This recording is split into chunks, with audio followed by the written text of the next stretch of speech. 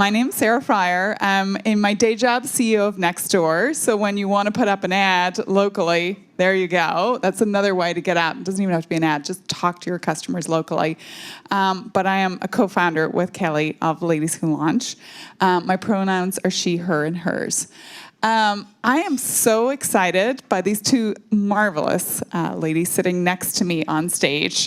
Both have become very good friends. Now, I'll start with Sherice, a little further down. Sherice Torres. We went to business school together, so we've known each other for about 3 years, because we're both quite young, like 27. I think we went to business school, we're about 24 now, for quite a while. Sherice is an amazingly inspirational leader with almost 30 years, sorry to age you there, of experience in marketing, brand management, strategic planning, change management at companies from Google and Nickelodeon to Deloitte. She's a member of the Executive Leadership Council, an independent nonprofit that opens channels of opportunity for the development of Black executives to positively impact business and our communities, among many, many other causes. I had to cut her bio short because it was long and beautiful. And then right next to me, Yumeka Rushing. I met Yumeka 2 years ago, 1 year ago. She joined the NAACP in 2020 as the organization's first chief strategy officer. She's an incredible advocate for social justice. She cut her teeth as a community activist and organizer and as a trial lawyer. So I got a little afraid when I saw that. I was like, okay. But as we know, Irene has a lawyer as a prep chef. So lawyers are multidimensional, it turns out. She also was a policy advisor at Oxfam America, a global humanitarian organization, and is an advisor to nonprofit, philanthropic, and public sector clients through her own strategic consulting firm. So she's also been a lady who launched and has run her own company. Thank you both for taking the time this evening. We really appreciate it. So what you've heard a lot about tonight is about building community and, of course, how we build institutions. So both of you have had extensive experience in change management. And as we know, with the environment we're living in right now, many of us are living through change management situations, whether it's change because our businesses are growing at a massive rate and we have to think about how we hire and retain employees. Sometimes it's because we're having to do some cuts to just make it all work and stick it all together. So maybe just I'll start with you, Sherice. Just advice that you have on lessons learned when you're going through kind of change management, in particular how you keep building that strong organizational culture and a sense of community.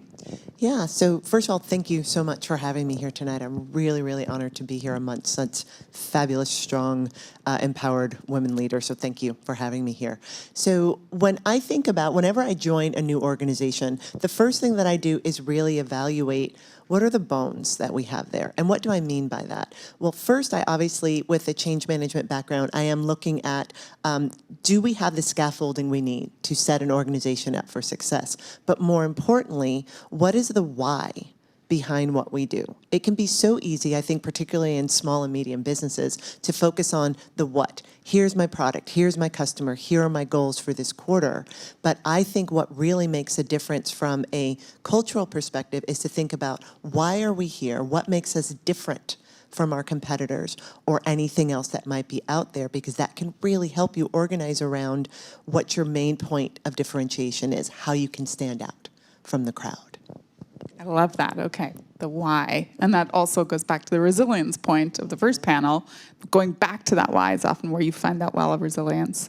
Yumeka, how do you think about that? When you start a company, how do you think about building in the cultural elements? And then as you've joined organizations that have been around for a long time, how do you think about continuing to build that culture or sometimes tweak it? Yeah, so I joined the NAACP in 2020 as the Chief Strategy Officer. And what's interesting is that it's a legacy organization, 113 years old.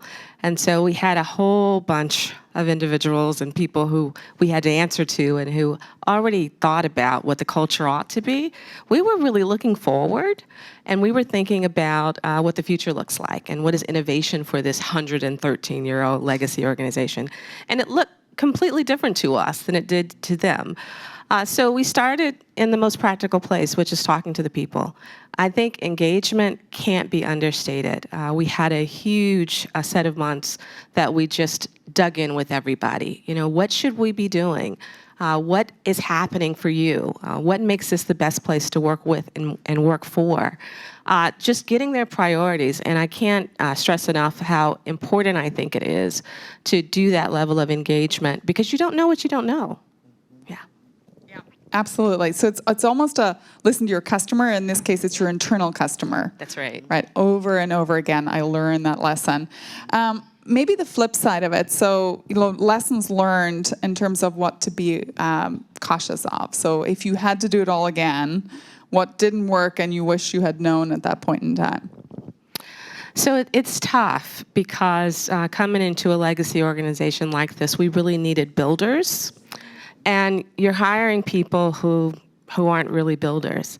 And so that was a lesson that we learned the hard way. It was really challenging because you needed folks who didn't mind sort of rolling their sleeves up and getting some lumps and bumps with you, right? Everything wasn't together, right? And so it's really important, I think, to make sure that from a hiring perspective, that people can go with you. It's kind of like, I liken it to a marriage, right? You've got to love him, right? And when you don't love him so much, you got to be committed to the relationship.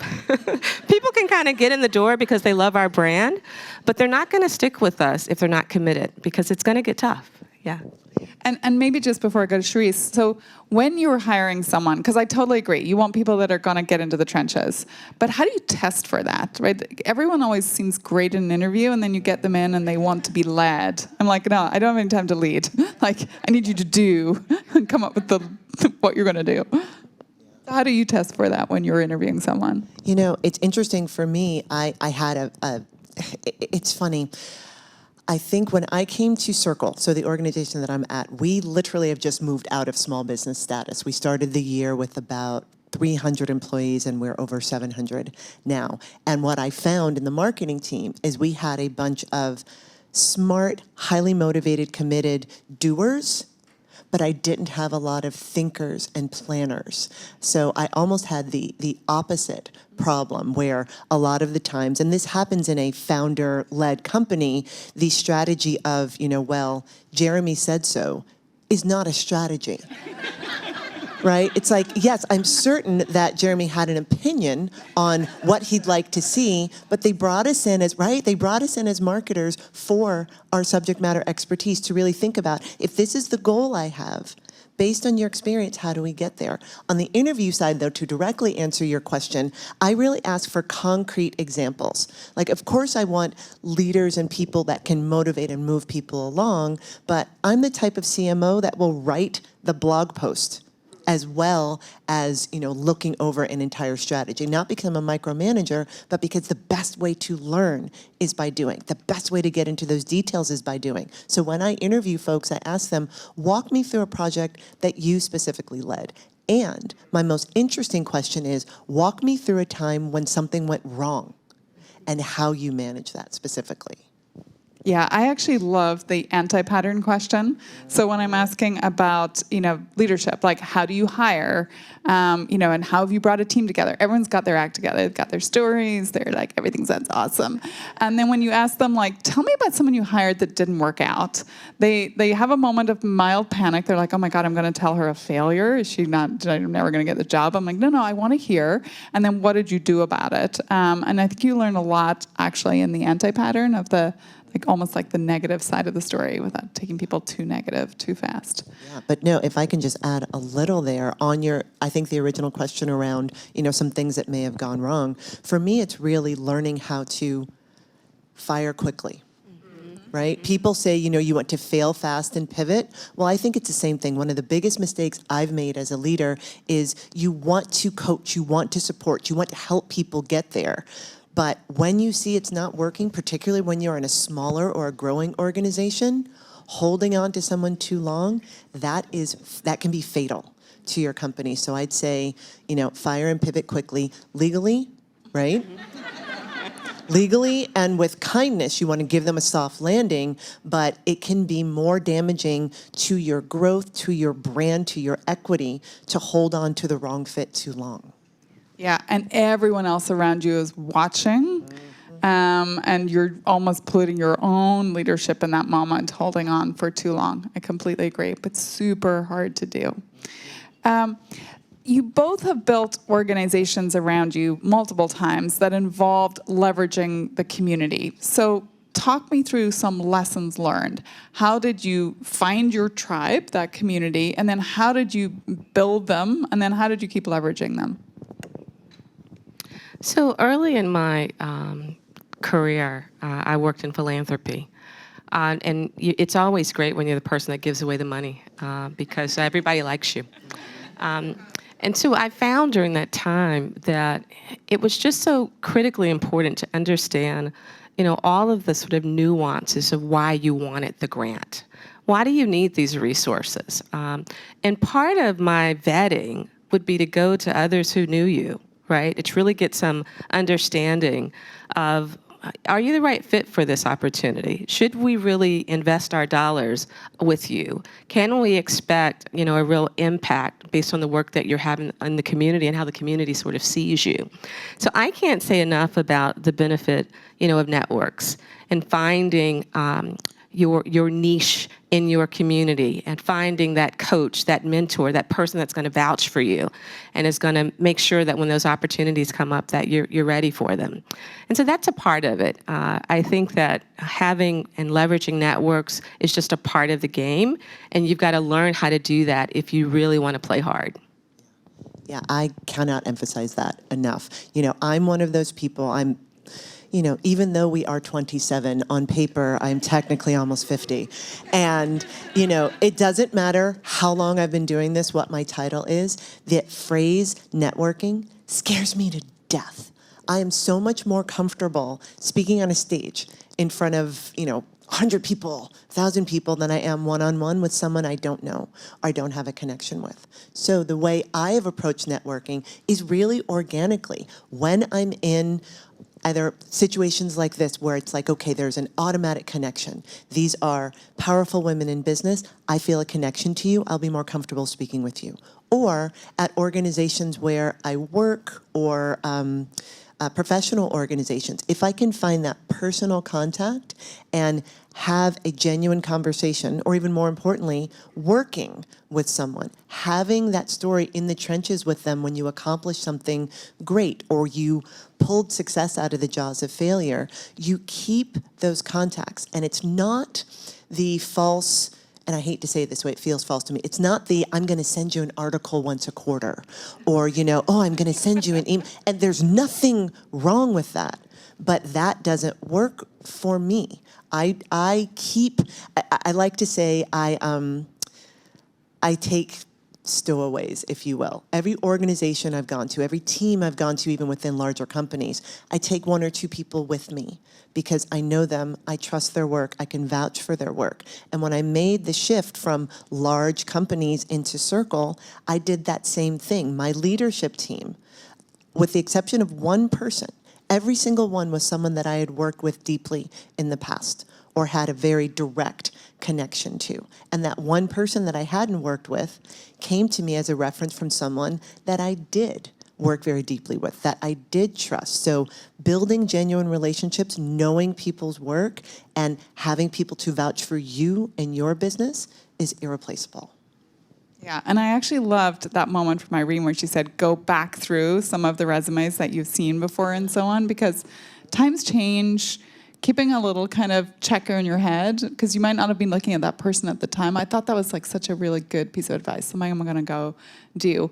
I want to stay on the network for just one moment and be a little real, right? This room I'd find really easy to network in. I just look around. I want to meet all of you.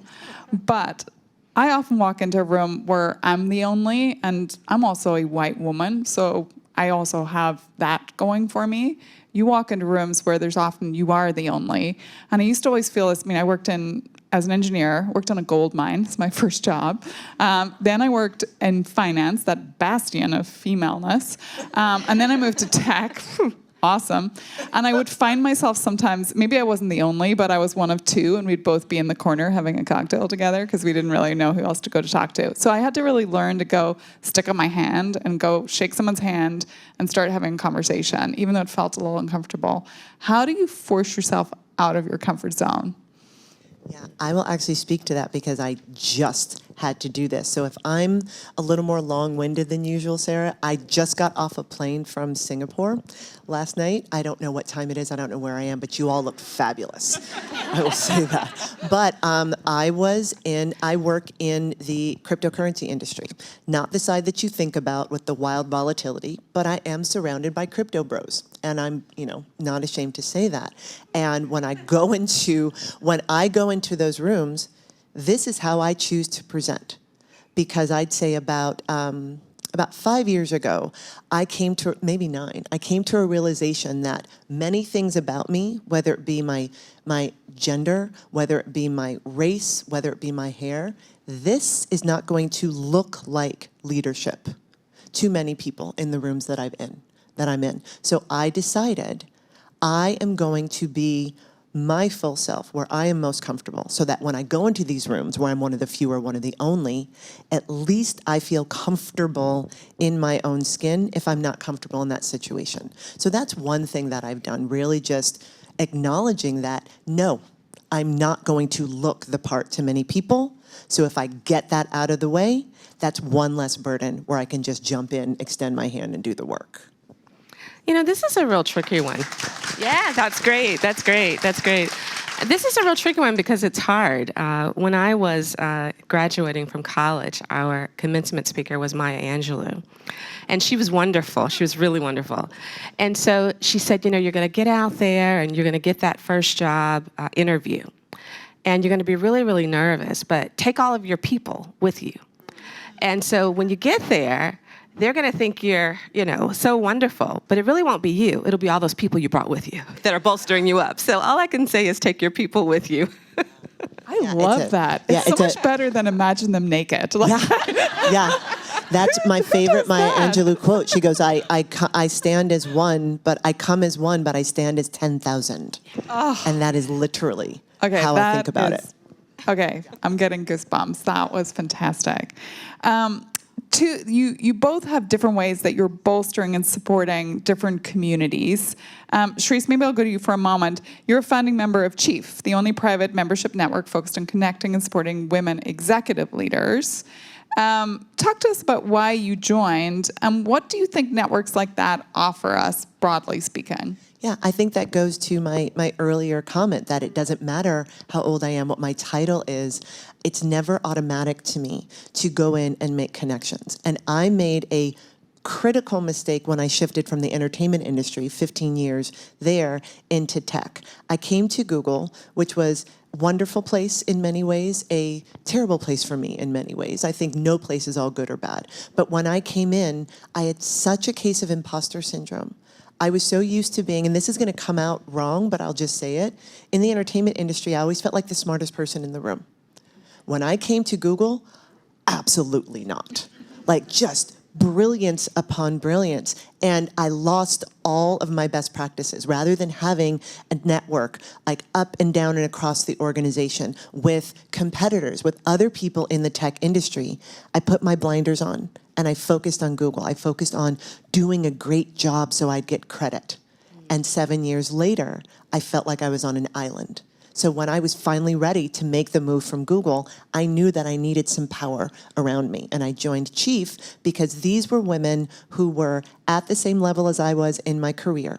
I was accustomed to being the mentor, and I love being the mentor, but I needed peers to give me advice. I needed other women who were the few or the only in those rooms, who were at those titles, so that I didn't have to give the context. So I didn't have to explain why I felt like an imposter. And it made all the difference for me. We have group coaching, group executive coaching. I've been with the same group for 2 years.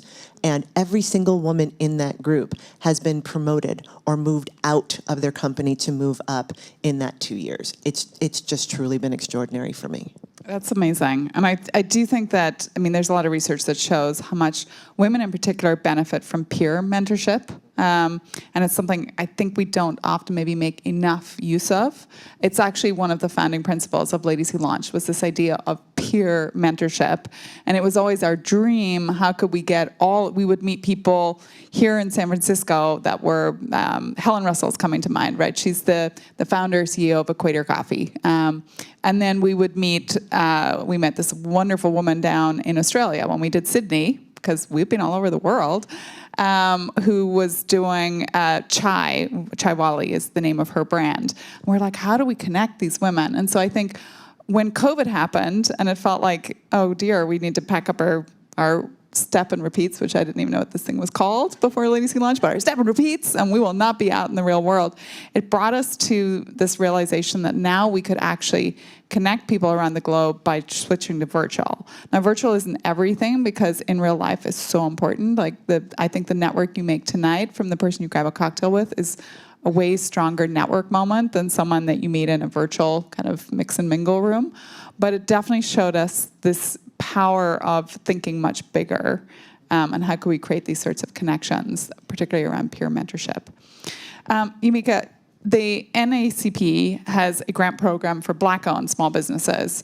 Would love to talk a little bit about that program and again about the community, how it's supported small business owners. Sure. So at the beginning of COVID, we've always had this access strategy, right? Access to capital. And we're a policy advocacy organization, so of course we're in the halls of Congress trying to make sure we move and shake. But to make it real, in the beginning of COVID, we really felt like we needed to do something more tangible. And so we announced and launched a small grants program. And I'd been in philanthropy some years at the Kellogg Foundation and knew how to run grant programs. And so I said, guys, let's try it. We just need some great partners in terms of sponsors to put some dollars into the fund, and let's do it. So we're in our third year. And it's going beautifully. Really excited to be able to support businesses to keep their doors open. But as we sort of move to endemic, the resources are used differently. And so we've been benefited from some really incredible partners. Beyonce Carter was one of the first investors. The Celtics, Vistaprint. We've got a wonderful partnership with Damon John, and he also gives a year of mentorship as a part of the grant award. And so who doesn't want to be mentored by a shark, right? And so it's a lot of fun. And what I love about it also is it's no strings attached. They are easy applications. They're not tough applications. We do want to know how the funds helped and benefited your business over time. But I love the idea of not making it hard for you to access the capital. That was really an important part of the strategy. And the grants are about $25,000. And so it's a lot of fun. I love to be able to continue to do this type of work.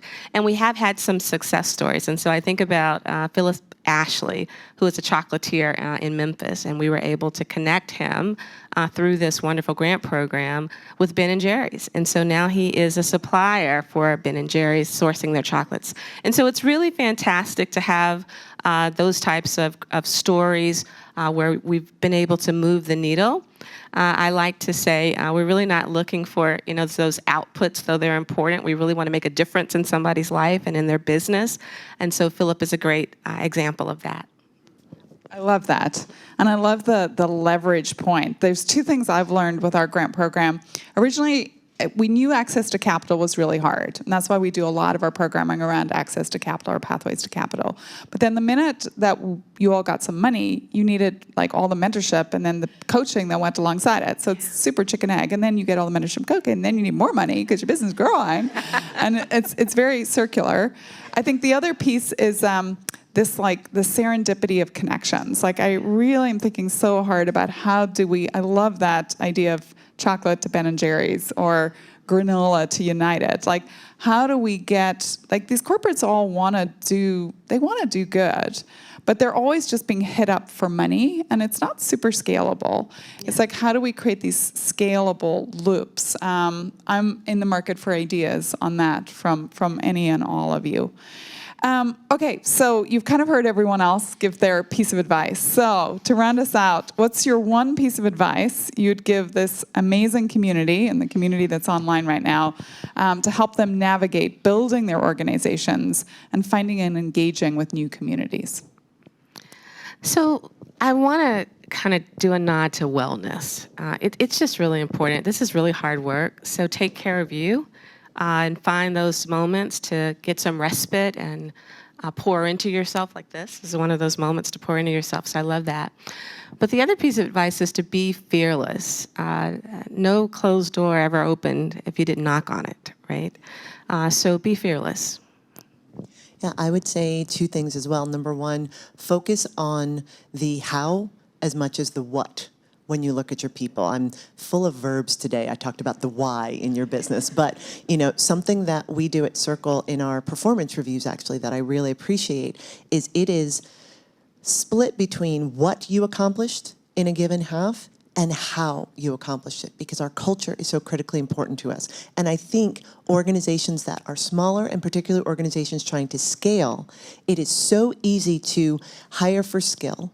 And yes, skill is table stakes. I'm not saying don't bring in skill, but understand how people are doing the work and evaluate them for that, because that reflects on you as a business owner. That reflects on the culture and the equity of your brand. Point number one.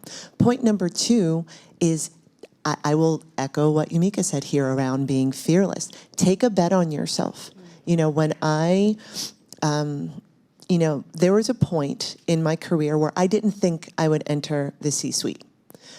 From a number of things, I just said, oh, well, that might not be in the cards for me. And one day, I finally said, you know what? I'm going to make this move. I'm going to make a career move to be the chief marketing officer of a division of a company so that my next job is CMO of a company. And you really have to take that bet on yourself. What's the worst that can happen? The worst that can happen is it doesn't work. The worst that can happen is you pivot a bit. But if you don't take a bet on yourself, no one else will. Oh, such good work. Okay, we're stopping there. Okay. That was amazing. Thank you both.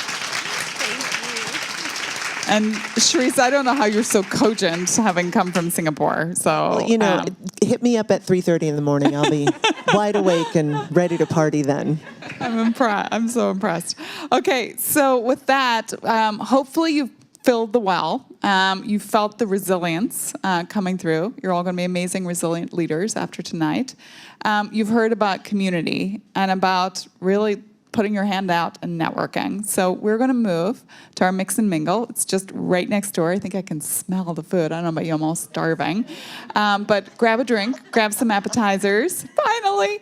And don't forget, on your way out, grab a bag. And please stay in touch with Ladies Who Launch. You can find us, ladieswholaunch.org.